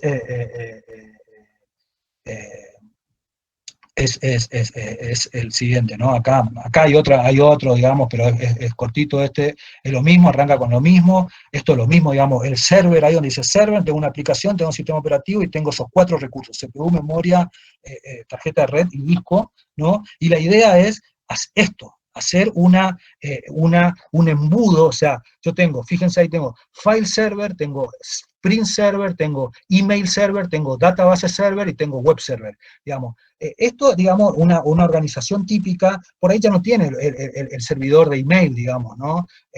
No tiene un servidor dedicado para la aplicación email de la corporación. Eso antes existía, digamos, por ejemplo, el Exchange de Microsoft era una aplicación de servidor de email muy, muy buena, digamos, y que era una base de datos, y ahí había que configurar todo, y la gente o las personas que eran expertos en mantenimiento y de esta aplicación eran muy bien pagos, porque era una aplicación compleja, digamos, que se clusterizaba, por ejemplo, en 2 servidores, digamos, ¿no? Después, bueno, las bases de datos, servidores para una base de datos, por ejemplo, Oracle, MySQL, etcétera, ¿no? Los servidores web, el file server en una organización es, bueno, tengo un servidor de archivo, por ejemplo, basado en NFS. NFS es, digamos, el Network File System creado por SAN, donde trabaja en un paradigma cliente-servidor, digamos, donde yo me conecto a la organización, digamos, y accedo a un sistema, digamos, un servidor donde están todos los archivos, digamos, donde guardo mis archivos, etcétera, ¿no? Un concepto de organización, digamos, del centro del sistema, de la infraestructura, ¿no? Ahora, además de esto, hay otros servidores, digamos, por ejemplo, servidores, cuando estoy hablando de servidores, aplicaciones, digamos, estoy hablando, por ejemplo, necesito un servidor de monitoreo, necesito servidor de backup, necesito el servidor de el LDAP o el Active Directory, o sea, necesito un domain controller, un controlador del dominio, o sea, en cualquier organización, en un banco, en lo que sea, cuando ustedes entran digamos, y están trabajando, ustedes son empleados, están trabajando, vienen a trabajar a las 8 de la mañana, prenden su PC o ponen su notebook, se tienen que entrar a ese dominio, digamos, que tiene un controlador, digamos, hay un servidor, digamos, que es el que controla y valida tus accesos y te da los perfiles y los permisos y está, o sea, eso es un servidor, digamos, si se cae eso no funciona nada, entonces eso también se pone en clúster, en paralelo con un servidor al lado, digamos, entonces tengo clusterizado el domain controller, tengo clusterizado, digamos, la base de datos importante, o sea, cuando digo clusterizado, por ejemplo, una base de datos Oracle con otra base de datos Oracle, una en servidor físico y la otra en servidor físico y ambos en clúster, digamos, ¿no? Entonces, ahora, la idea es que todo eso, digamos, siempre está en una organización y cuando dice embudo es consolidación de servidores, tratar de todo eso llevarlo a una infraestructura virtual, digamos, ¿no? A una infraestructura donde tengo este servidor, donde tengo varios sistemas operativos, digamos, como que tengo varios servidores virtuales, digamos, en un servidor físico, ¿no? Y ese servidor físico tiene una arquitectura de many-core, multicore, multi-hilo, etcétera, etcétera, etcétera, ¿no? Entonces, cada uno de esos hilos, digamos, cada uno de esos cores, cada uno de esas CPUs lógicas, están atendiendo a cada una de estas máquinas virtuales, digamos, y de los procesos que corren cada uno de esos sistemas operativos de esas máquinas virtuales, con una paralelización de la carga de trabajo en ese servidor, digamos. A su vez, donde dice hipervisor ahí, corre, digamos, otro concepto, digamos, otros módulos, como acá dice, por ejemplo, que este servidor con este servidor están en clúster, digamos, donde yo puedo hacer migraciones de este servidor a este servidor, de los servidores lógicos que están corriendo, digamos. Eso se ve desde este punto de vista, o sea, tengo un host acá, tengo otro host acá, ¿no? Donde en este host tengo un hipervisor y tengo servidores virtuales que es este, y acá tengo este y este, digamos. Entonces, a su vez se conecta a una red de backup, esto que dice, perdón, de almacenamiento, esto que dice data store, digamos, ¿no? Todo redundante, acá imagínense que hay toda esa red, esa topología de red, y que esto está acá adentro, digamos. Entre este y este están en alta disponibilidad, ¿no? ¿Qué quiere decir en alta disponibilidad? Que entre ellos dos, si uno se cae, digamos, estas dos aplicaciones tienen que ser capaces de correr acá, digamos, ¿no? Entonces, para hacer eso, por ejemplo, se puede crear esta es la topología que explica eso, digamos. Esto que dice SX es porque este gráfico se tomó de la marca VMware, digamos, que en ese momento se llamaba supervisor SX, digamos, ¿no? Entonces acá tengo el host y el host, o sea, 3 servidores, que esto que está pintado en verde son un clúster, como dice acá, Bitfield HA, clúster de alta disponibilidad, entonces. Y acá están las aplicaciones, y acá están las aplicaciones, y acá están las aplicaciones. Estas aplicaciones son, digamos, servidoras, aplicaciones servidores, digamos, las bases de datos, el network file system, el servidor de correo, etcétera, ¿no? Y esto está a su vez acá conectado por otra red a sus discos lógicos de un sistema de almacenamiento, digamos, ¿no? Entonces, bueno, esa es un poco la idea. Y acá está que los mensajes que se pasan en el clúster, digamos, desde el slave host, que es un host esclavo. ¿Por qué? Porque tengo el máster que está pasando a través de dos redes, digamos, la red está duplicada, digamos, los corazones estos que están diciendo que están vivos, y de esa manera se sincronizan estas arquitecturas, digamos, a través de pasaje de mensaje y a través de coordinación y de un algoritmo distribuido, digamos, entre ellos, porque si se cae el máster, ¿no? Los esclavos tienen que correr un algoritmo distribuido entre ellos para saber, un algoritmo, por ejemplo, de votación. Tienen que votar entre ellos quién va a ser el nuevo máster. Y todo eso se tiene que hacer rápido, digamos, ¿no? Entonces, si se cae la red, ya vimos que esa red que está acá, esas dos redes, es como, vimos esa topología, digamos, que tienen switches, y que eso tiene el spanning tree que le dije, que los switches se comunican entre ellos, y si se cae uno, entre ellos resuelven inteligentemente un algoritmo de elección de quién es el nuevo máster, o cuáles son los caminos habilitados para evitar los loops y eso, ¿no? Y lo mismo en las redes toras, como es duplicado, si se cae por un lado, va por el otro, digamos. Y lo mismo en los discos que están en RAID, digamos, ¿no? Que escribo en uno, escribo en otro lado. Entonces, el concepto es ese, digamos. El concepto es alta disponibilidad, el concepto es balanceo de carga, el concepto es arquitecturas, many-core, multicore, digamos, con hilos, digamos, y en clúster y infraestructura virtual. virtual, digamos, servicios virtualizados, digamos, servidores virtualizados en infraestructuras clusterizadas, digamos, ¿no? Entonces, eso me permite escalabilidad, eso me permite que pueda ir agregando mayor capacidad de recursos, digamos, a la carga de trabajo cuando va creciendo, digamos, ¿no?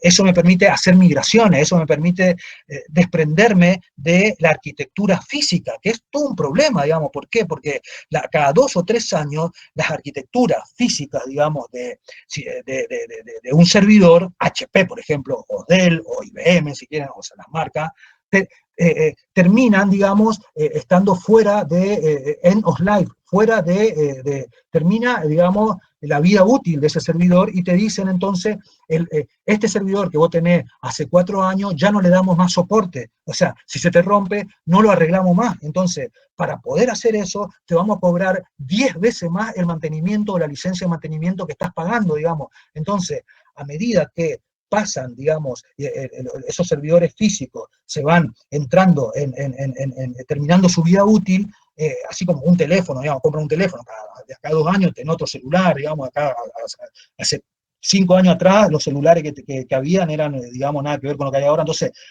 esa tecnología, digamos, que va creciendo, va haciendo que los servidores las empresas vayan lanzando nuevas líneas y nuevas familias de servidores, digamos, de arquitectura, y hacen de que el mantenimiento que te tienen que dar, digamos, por si se rompe, sea mucho más caro si ese servidor ya está fuera de la vida útil, digamos.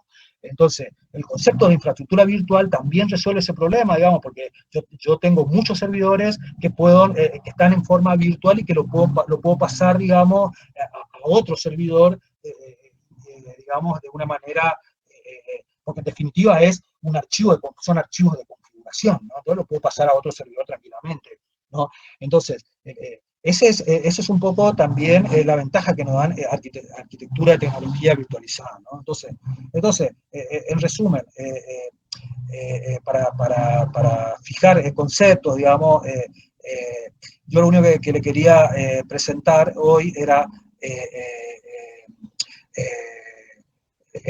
digamos, lo que le quería presentar hoy era estos dos mundos, digamos, pero que los dos mundos se concentran en la concepción de la arquitectura es prácticamente la misma, digamos, o es la misma, es esto de clusters, estos de procesadores multicore, digamos, ¿no? Entonces, vamos a ir avanzando sobre estas dos líneas, digamos, vamos a ir explorando un poco esto, y la idea es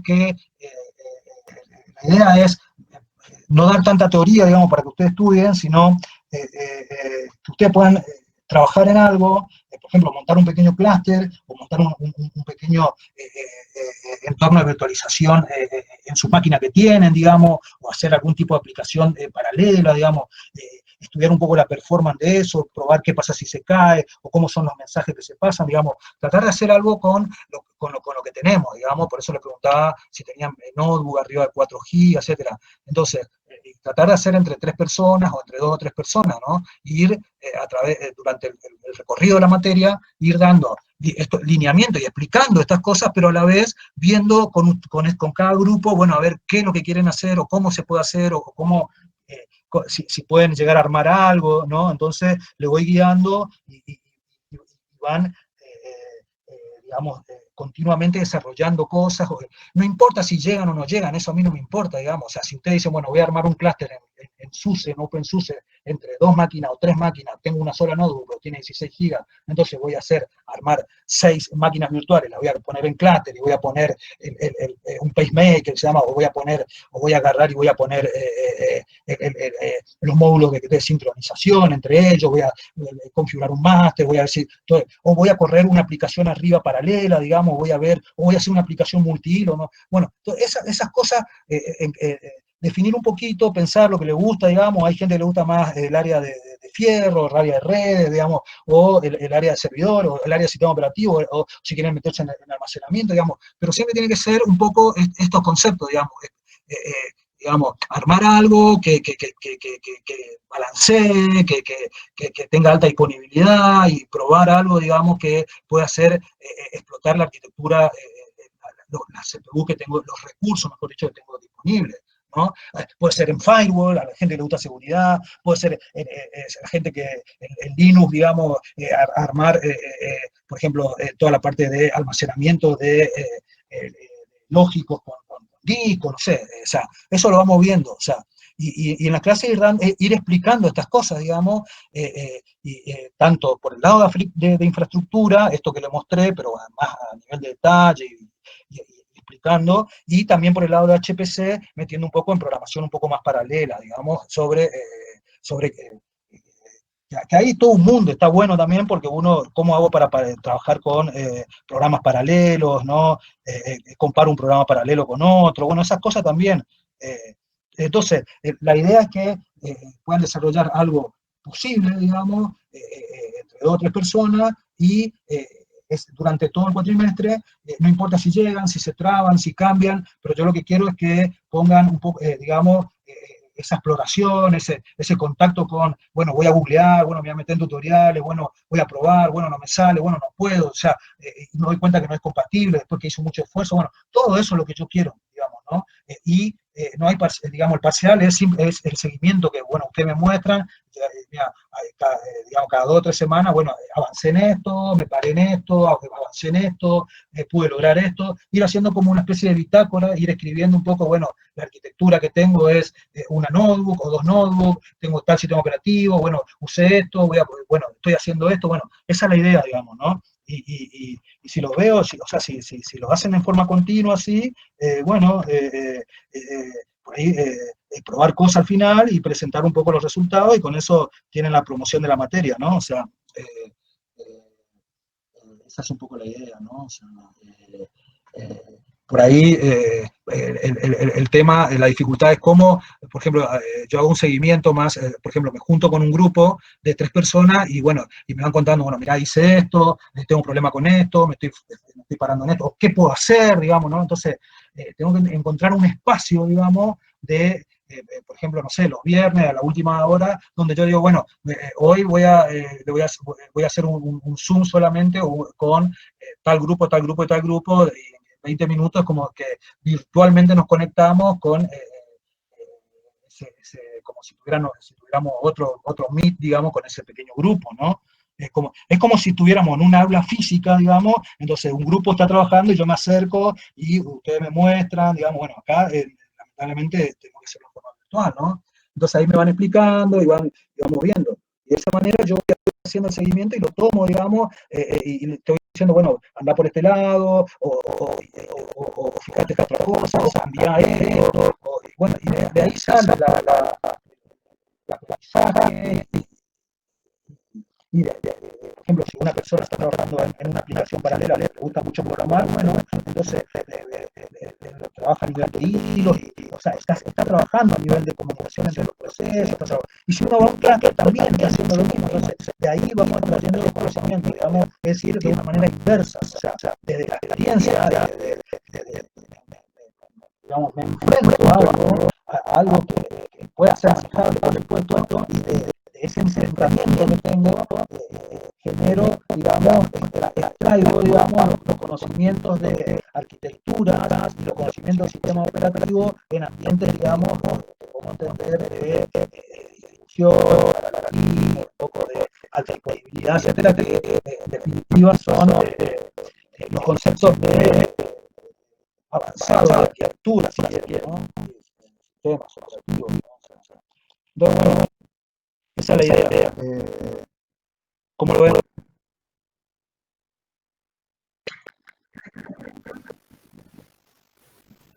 Muy bien, profesor.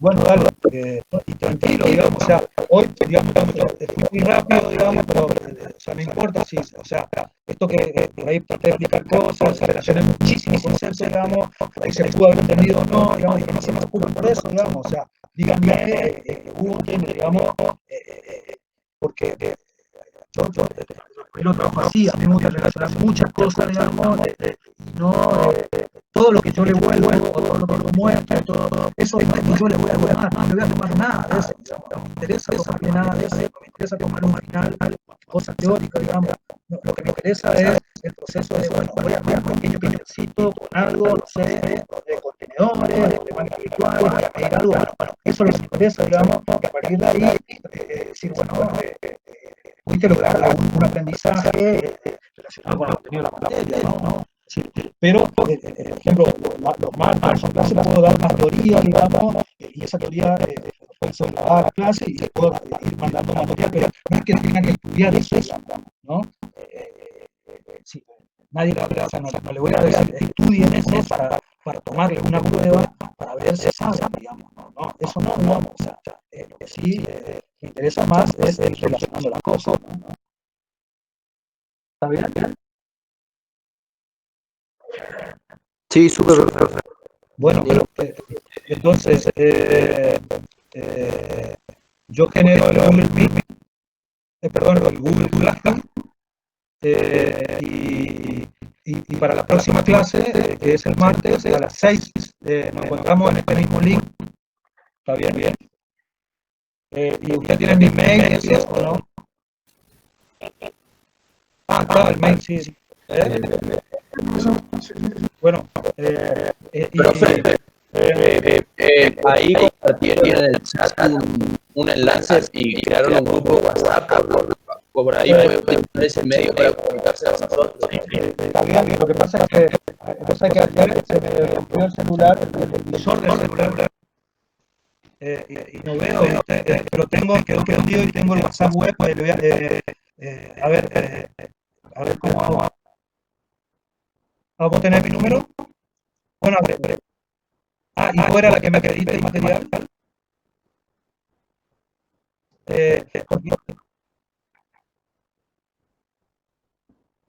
Porque hay una alumna que me mandó un WhatsApp hace 3 o 4 días o más, donde me pedía teoría, digamos, y yo no le contesté nada, ni le mandé nada, justamente por esta idea que le estoy contando. O sea, yo tengo mucha teoría, digamos, pero no doy la misma teoría en cada curso, digamos. Cada curso es diferente, cada curso es especial, cada grupo de alumnos son diferentes a los anteriores, entonces en función de eso voy customizando, voy seleccionando, voy armando la teoría a medida que voy trabajando, digamos, ¿no? Así es.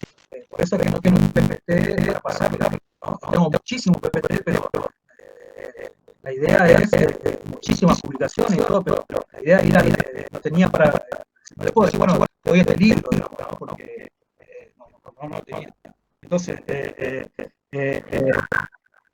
bueno, pero si por ahí me engancha, bueno, ahora,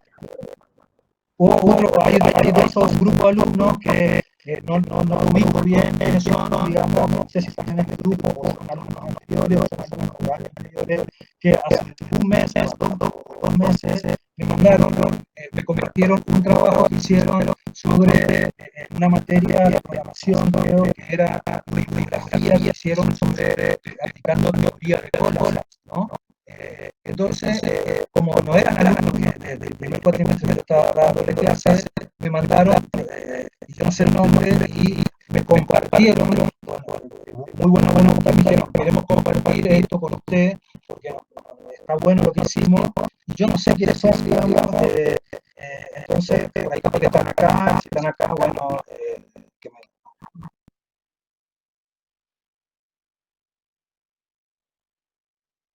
Ah, puede ser, bueno, entonces yo voy a buscar ese WhatsApp y me contento. Porque o sea, no le contesté y por ahí no quiero que lo tomen a mal, digamos, bueno, sabía si era de año anterior, si era de, no sé, si sabía. Entonces, bueno, entonces, nos vemos el martes a las 6, agréguenme al grupo de WhatsApp, mándenme el WhatsApp, digamos, o al mail también, que el mail está publicado en el link, y nos vemos el próximo martes. Y bueno, cuídense, y bueno, viste, no se vayan a fiesta electrónica ni nada, pero bueno, viste, porque está jodida la cosa y que tengan un buen fin de semana. Nos estamos viendo bien, Sensei. Gracias, profesor. Hasta luego. Hasta luego. Hasta luego, profe. Chao, saludos. Hasta luego.